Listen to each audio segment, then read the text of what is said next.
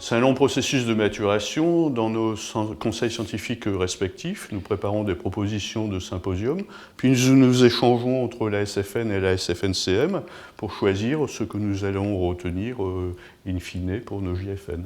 Alors il y a des thématiques très nombreuses et ça fait la force en fait de notre discipline. C'est très large, très protéiforme. Et il y a des choses importantes. On a présenté les critères diagnostiques et la définition de la dénutrition. Donc ça, c'était un moment très fort. Et puis la plénière aussi qui était extraordinaire, qui montre en fait l'importance de la nutrition au cours des 1000 premiers jours de vie. Donc on voit aussi que ça va du fondamental à de la clinique et c'est notre force. Et cette force en fait des JFN. Les thématiques scientifiques des JFN 2020, ça démontrera toujours la même diversité dans nos approches, puisqu'on aura du fondamental, par exemple, on va parler de la qualité nutritionnelle de l'œuf, on va parler des entérohormones, et puis on aura du très appliqué vers la clinique, et puis par exemple on aura la végétalisation de l'alimentation, est-ce qu'il y a des risques, est-ce qu'il y a des bénéfices à envisager, donc ça montre bien la diversité de nos thématiques.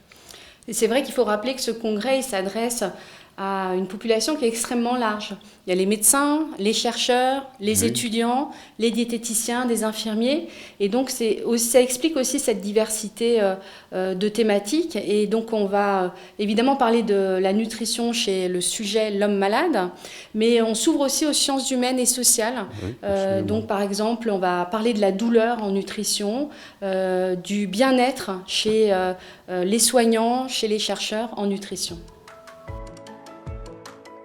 Moi, je pense qu'il n'y a pas un message spécifique à donner, mais ce que je retiens, c'est que les JFN 2019 ont montré le dynamisme de la nutrition en France, puisqu'on a plus de 2000 inscrits, ce qui est la première fois. On a eu plus de 350 abstracts à sélectionner, et puis on a toujours une grande diversité de nos thématiques abordées au cours de ces JFN. Et donc, on se donne rendez-vous à Lille en 2020. Absolument. Hein ?